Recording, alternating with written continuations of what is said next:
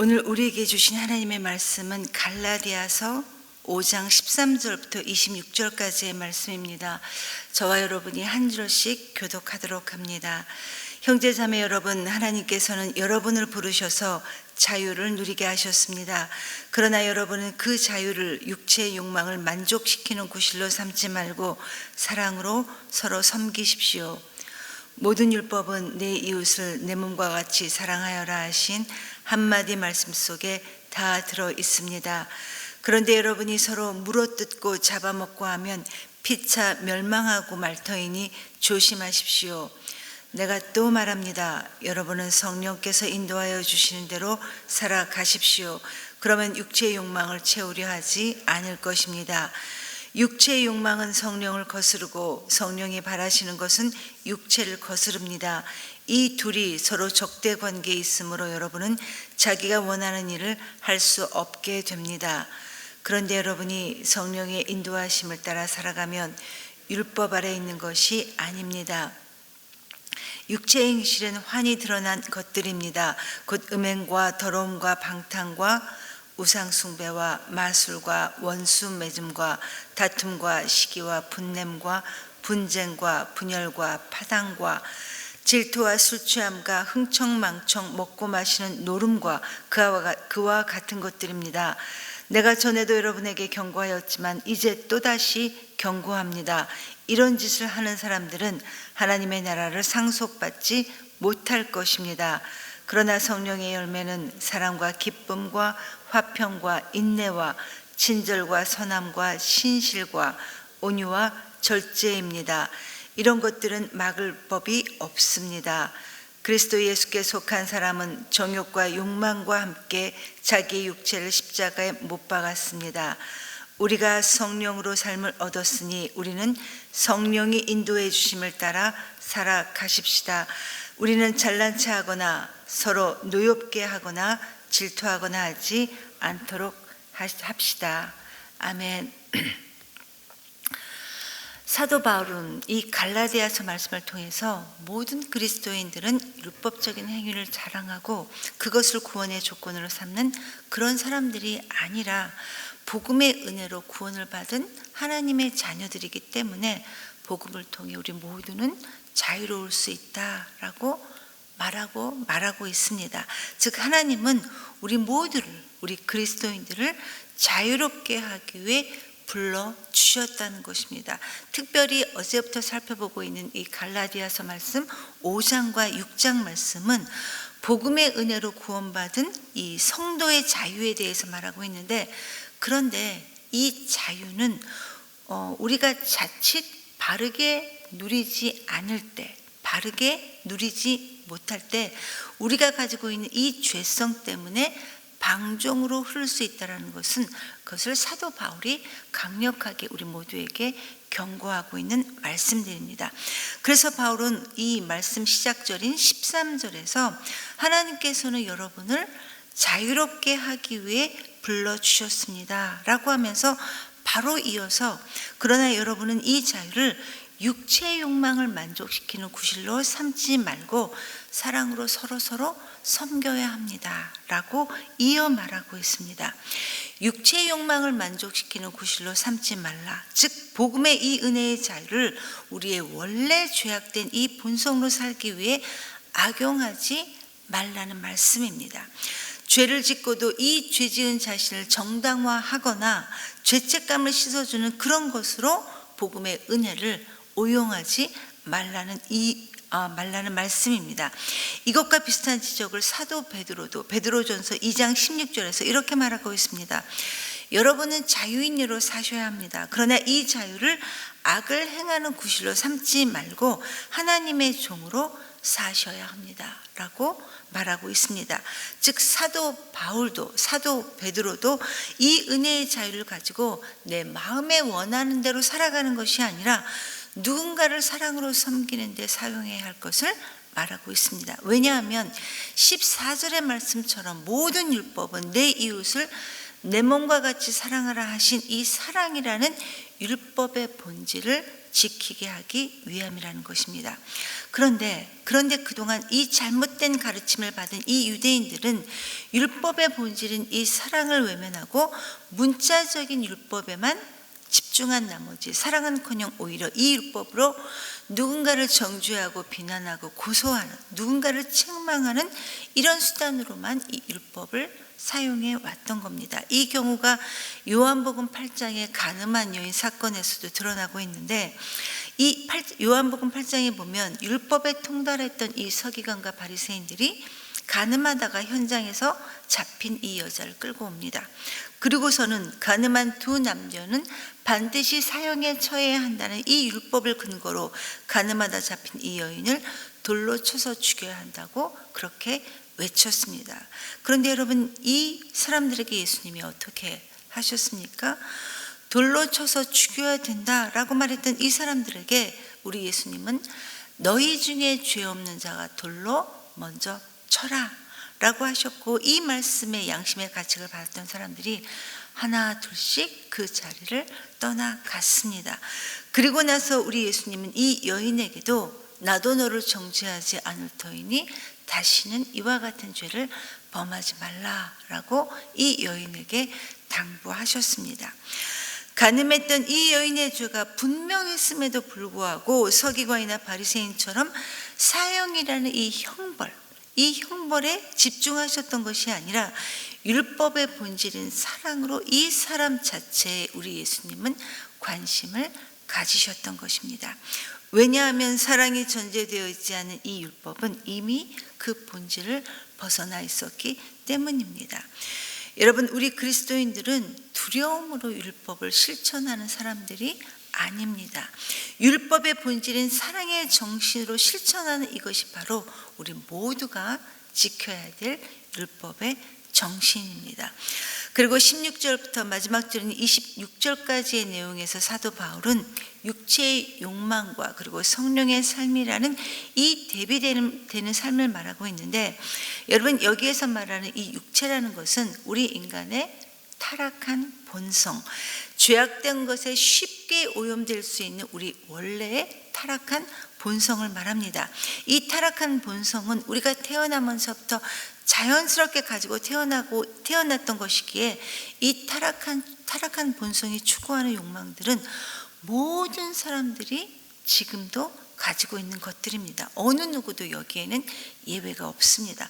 그래서 지금 사도 바울은 비록 우리가 하나님의 은혜로, 복음의 은혜로 성령님이 우리 안에 내주하신다 할지라도 저절로 우리가 성령님을 따라 사는 삶을 살아가는 것은 아니라는 것을 우리 모두에게 알려주시고 있는 것입니다.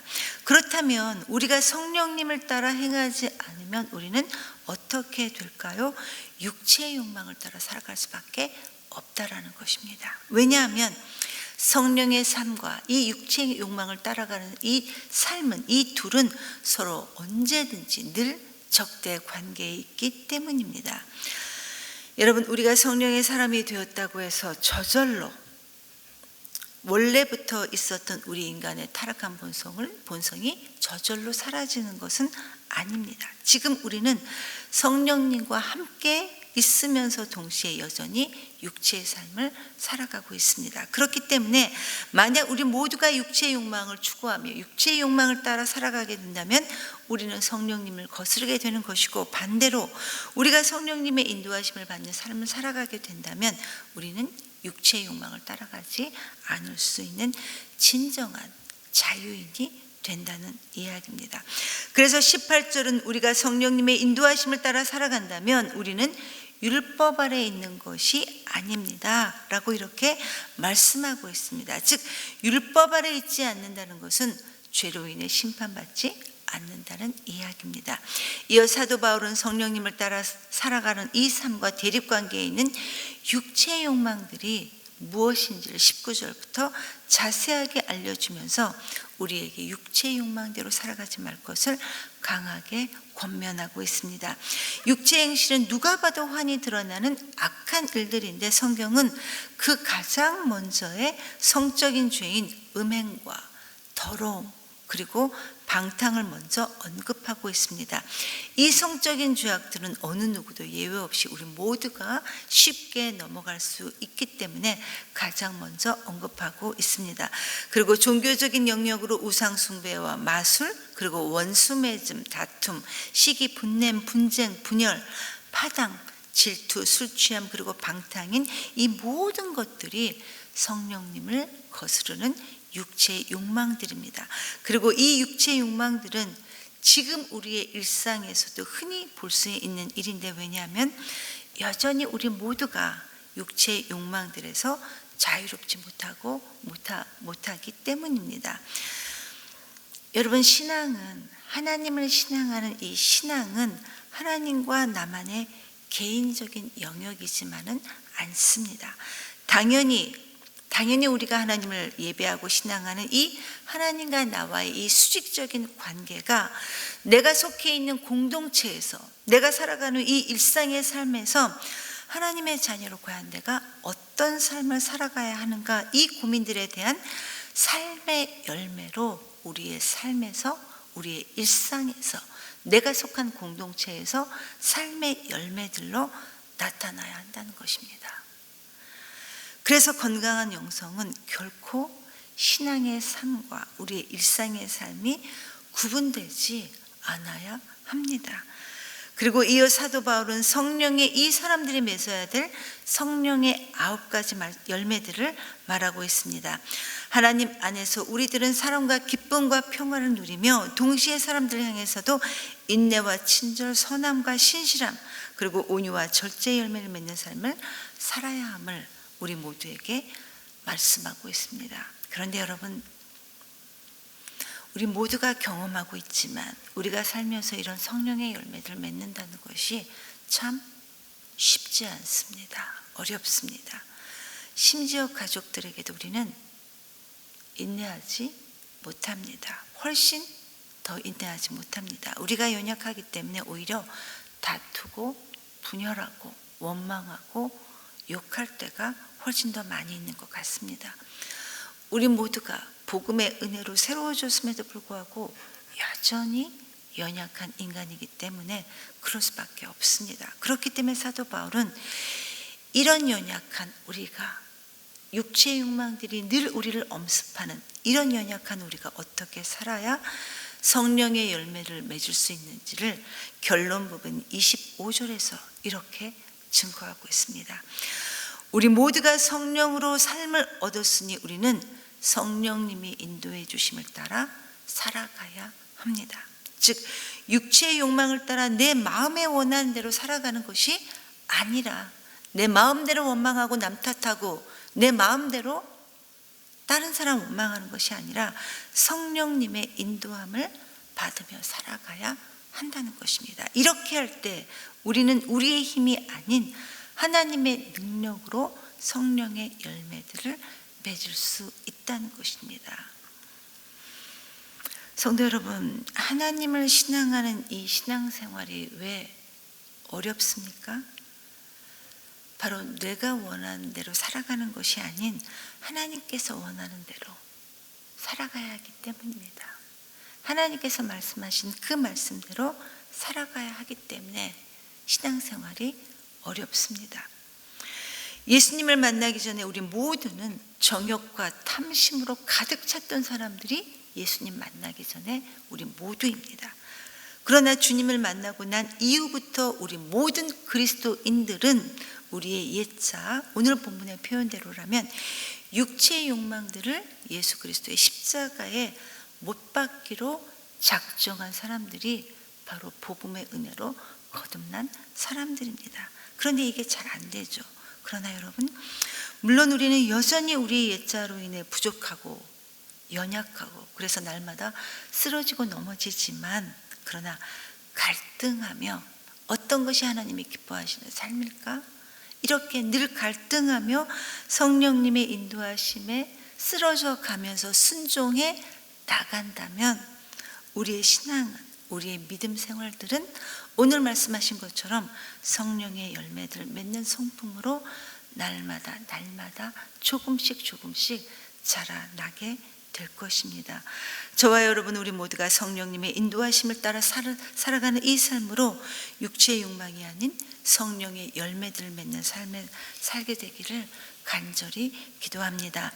이 시간 말씀을 기억하며 함께 하나님께 기도하겠습니다.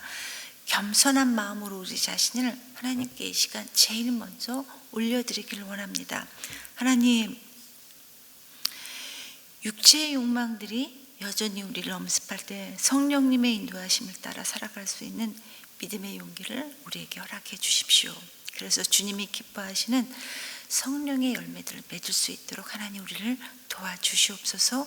이렇게 기도하시고 오늘은 목장 모임을 위해 기도하는 날입니다. 이 목장 공동체를 통해 하나님의 뜻을 분별해 나가고 서로가 서로의 믿음의 디딤돌이 될 수 있는 목장 공동체로 하나님 축복해 주시옵소서. 그리고 마지막으로 우리 주위에 있는 아픈 환우들을 위해 기도해 주십시오. 그리고 현재 섬기고 있는 단기봉사 연홍도팀, 오늘 출발하는 인천 경황교회 팀을 주님 기름 부어 주시옵소서. 남아있는 톡틴 수련회 그리고 청년부 수련회를 통해